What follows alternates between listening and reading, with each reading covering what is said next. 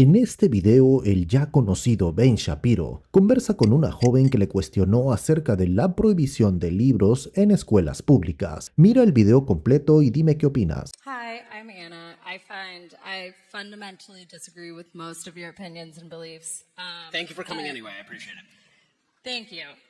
My question is, you've built so much of your platform in the Daily Wire's platform on arguing that woke liberal agenda is threatening free speech, yet your own party's platform relies on white evangelical Christians who like to ban children's books such as Harry Potter or books like The Bluest Eye written by Cornell's own alumni Toni Morrison.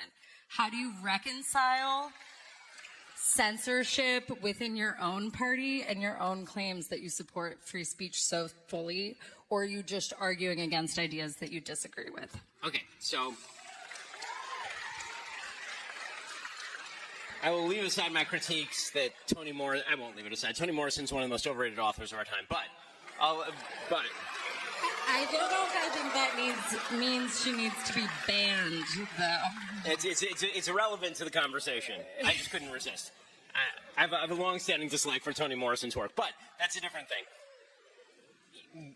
If the question is about censorship, what you are referring to, typically speaking, is what we allow children to see.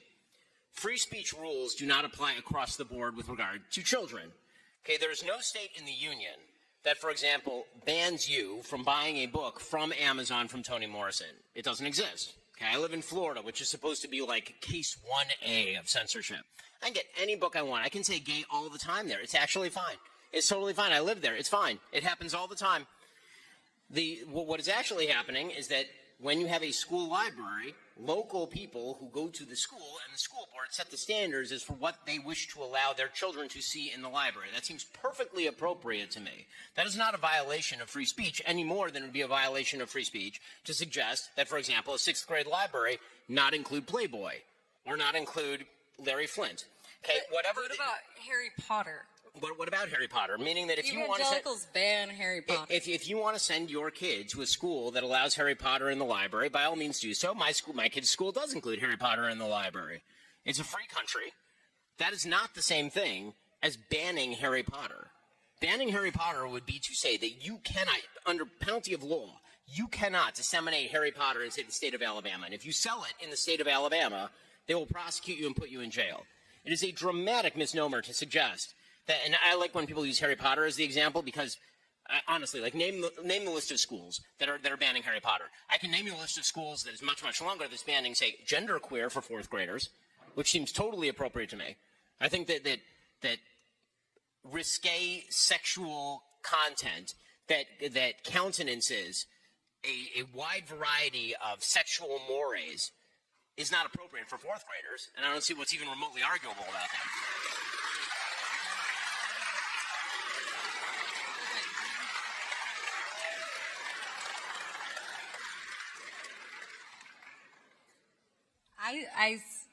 I still think there's something to be said about don't say gay policies in public schools in Florida, where book banning of children's books in public schools. I'm not saying Harry Potter was banned nationally. It's not banned in Florida either. But I don't think Harry Potter's banned by any state legislature. That's not what I was implying whatsoever. A state legislature does have the ability, the right, and I would say the duty to prevent the dissemination of sexual material to kids K through 8 at a minimum. I would suggest that there's actually both a right and a duty for the state legislature to ban the dissemination of that material in schools completely, because it seems to me that that is totally appropriate for parents and community members to discuss with their kids, not for taxpayer-sponsored apparatchiks of the NEA to leverage their morality on kids. And if the state agrees with me, they should vote that way. And that is not a violation of free speech. We set standards every single day as to what kids should and should not learn in schools. For example, I would imagine that you, for example, would not be a fan if a state decided that you had to, for example, teach creationism in the classroom. You would not be a fan of that. Yes? Yes. Okay, so you don't want that. Isn't that censorship of creationism? The answer is it's not censorship of creationism. School boards get to make these decisions because you always have a scarcity of time and a scarcity of material you can teach kids. But creationism would be being taught as science. I'm talking about fictional children's literature. Well, I think it's a fiction when you say that boys are girls and girls are boys. Thank you, Mr. Shapiro. La pregunta de la joven plantea algo que he escuchado mucho últimamente. ¿Cómo pueden quienes defienden la libertad de expresión estar de acuerdo con ciertas restricciones en los libros disponibles para niños en las escuelas? Primero quiero aclarar algo. El hecho de que haya libros que no se incluyan en bibliotecas escolares no significa que se esté prohibiendo en la sociedad. Se debe tener el derecho de comprar y leer cualquier libro que desees en tu propia casa, sin importar de qué trate. Ahora, cuando hablamos de escuelas es otra cuestión. En esos espacios los padres y la comunidad local establecen un conjunto de valores y criterios de acuerdo con lo que consideran adecuado para los niños, y eso incluye decidir qué tipo de contenido es apropiado en una biblioteca que está diseñada para el aprendizaje y el crecimiento de niños y adolescentes. Esto no es censura, es una forma de selección. Es decir, simplemente no incluimos cualquier cosa en una biblioteca escolar solo por existir. Tiene que alinearse con las edades y el contexto en el que se encuentran los estudiantes. No es porque se quiera limitar el acceso al conocimiento, sino porque hay ciertos temas que algunos padres sienten que sus hijos deberían abordar en el hogar y no en la escuela. Es muy diferente a prohibir un libro a nivel nacional o impedir que alguien lo compre. De hecho, puedes encontrar estos libros mencionados en el video en librerías o pedirlos en línea